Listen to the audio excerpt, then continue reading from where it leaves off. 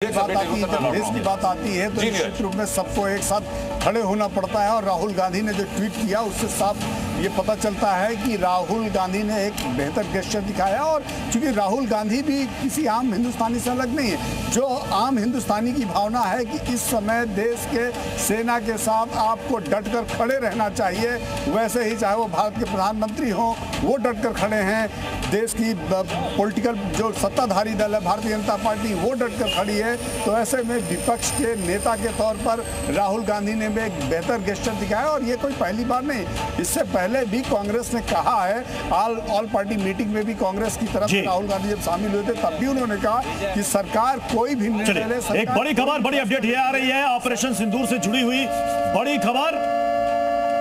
और बड़ी खबर यह कि वॉर रूम में मौजूद थे सीडीएस भी वॉर रूम में मौजूद थे। प्रधानमंत्री नरेंद्र मोदी खुद एक एक तस्वीरों को, एक एक एक्शन को मॉनिटर कर रहे थे। सीडीएस भी उनके साथ मौजूद थे। सुबह 3 बजे तक वॉर रूम में मौजूद थे सीडीएस, यानी कि बिल्कुल वेल प्लान था। आज की तारीख शायद पाकिस्तान कभी भुला नहीं पाएगा। जब पाकिस्तान की फौज सो रही थी उस वक्त हिंदुस्तान जाग रहा था। प्रधानमंत्री बिल्कुल चौकस थे, जाग रहे थे, मॉनिटर कर रहे थे। देखो हाँ, एक तरफ तो इन्होंने कहा कि नहीं हम कल जो है प्रैक्टिस करेंगे, आज ही तो पाकिस्तान ने कल तो छुट्टी का दिन है, रिलैक्स थे, वो इकोनॉमी की बात कर रहे थे। और आज रात को उन्होंने खुद मॉनिटर किया है, ये बड़ी बात है उनकी। मैं अनवेश के पास जल्दी से जाऊंगा। अनवेश, 10 बजे मीडिया की ब्रीफिंग रखी गई, प्रेस कॉन्फ्रेंस है, ये ज्वाइंट प्रेस कॉन्फ्रेंस होगी सेना और विदेश मंत्रालय की। सब कुछ इसमें बताया जाएगा, जो हमें जरूरत होगी वो बताया जी बिल्कुल कहा आपने। 10 बजे वो बताए जाएंगे, भारत तो फैक्ट ही बताता है। जी अनवेश बोले। जी बिल्कुल सही कहा आपने। 10 बजे इस प्रेस कॉन्फ्रेंस की जाएगी जिसमें सेना के अधिकारियों के साथ साथ एमईओ के अधिकारी वहां पे मौजूद होंगे। और इसमें ये बताया जाएगा कि इन 9 टारगेटेड ऑपरेशन में जो इन 9 जगहों को टारगेटेड इन पे मिसाइल स्ट्राइक किया गया, इन पे किस तरीके से किया गया, तमाम जानकारी दी जाएगी कि इनमें कौन कौन से ऐसे बड़े नाम इसमें मौजूद हो सकते हैं। और इसी के साथ साथ मैं ये भी बता दूं, कल रात इस ऑपरेशन को जब अंजाम दिया जा रहा था, भारतीय सेना, भारतीय वायुसेना जब इस ऑपरेशन को अंजाम दे रही थी, तब उस वक्त तीनों चीफ, ट्राई सर्विसेज चीफ, भारतीय वायुसेना के chief, air chief, navy chief और साथ ही में आर्मी चीफ उस वक्त वॉर रूम के अंदर मौजूद थे। इसी के साथ साथ सीडीएस भी पल पल की जानकारी ले रहे थे और वो भी वहां पे मौजूद थे।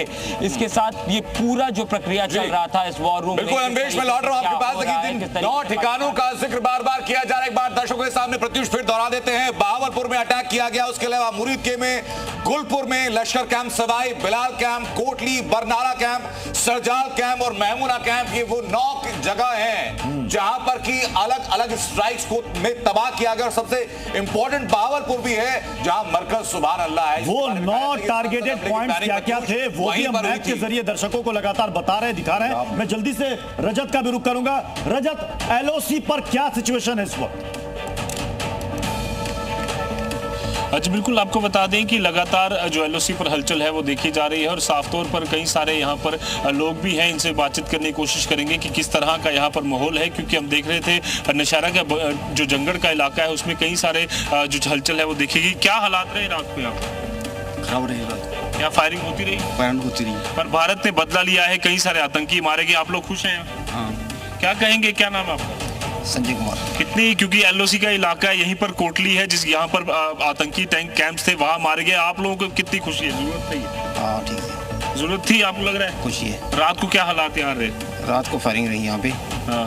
कम से कम 1:30 बजे से फायरिंग शुरू रही। 1:30 बजे से फायरिंग शुरू? जहाज उड़ रहे थे? हाँ, आवाज आ रही थी, आवाज आ रही थी। तो साफ तौर पर प्रत्युष, ये वो लोग हैं जो कि लगातार यहाँ पर रहते हैं। एलओसी का ये वो इलाका है जहाँ पर लगातार हलचल रहती है। और नौशहरा का जंगड़ के इलाके की बिल्कुल बैक साइड अगर मैं यहाँ दिखाने की कोशिश करूँ तो यही वो इलाका है जहाँ इसके पीछे की अगर बॉर्डर जो है वो कोटली का इलाका पड़ता है जहाँ पर स्ट्राइक की गई है। और कई सारे लॉन्च पैड जो है आतंकियों के जो टेरर कैंप है, जो हेडक्वार्टर्स है, वो यहाँ पर उड़ाए गए। तो साफ तौर पर कहीं ना कहीं जो भारत, बिल्कुल मैं रजत वापस लौट रहा हूं के पास। इसी बीच एयर इंडिया की तरफ से स्ट्राइक के बाद एक बड़ा फैसला लिया गया है। श्रीनगर, जम्मू और लेह की जो फ्लाइट्स हैं उनको कैंसिल कर दिया गया है 12 बजे तक के लिए। और हमारे साथ नीरज पांडे लगातार हमारे साथ बने हुए। नीरज, ये फैसला लगातार ये बता रहा है, क्या ये इंगित करता है कि एयर जो स्ट्राइक्स की जा रही हैं वो सिलसिला सिर्फ यहीं तक नहीं है, हो सकता है कि शाम तक, आज देर रात, कल अल सुबह और ऐसी तस्वीरें और ऐसी खबरें आए कि भारत की तरफ से स्ट्राइक की कंटिन्यूटी जारी रही।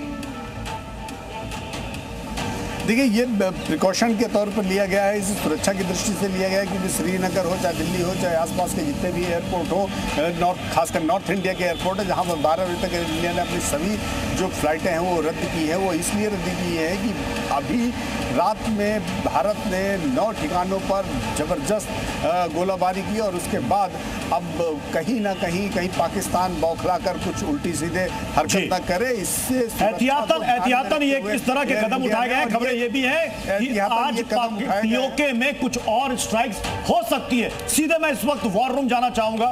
वॉर रूम में हमारे साथ चंदन जुड़े हुए। चंदन, क्या अपडेट है, क्या ब्रेकिंग है आपके पास?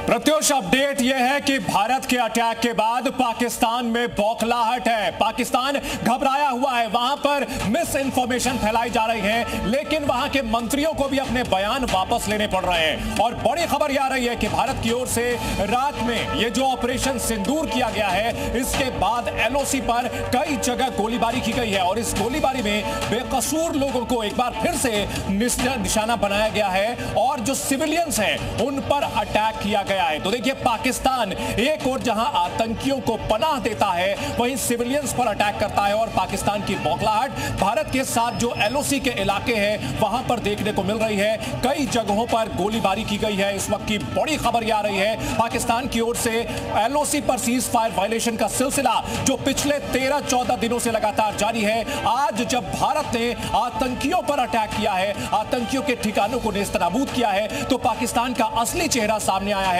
बॉर्डर पर जो सिविलियन इलाके हैं उनको टारगेट किया गया है। सुमन, सिविलियन इलाकों को टारगेट किया गया है और बताया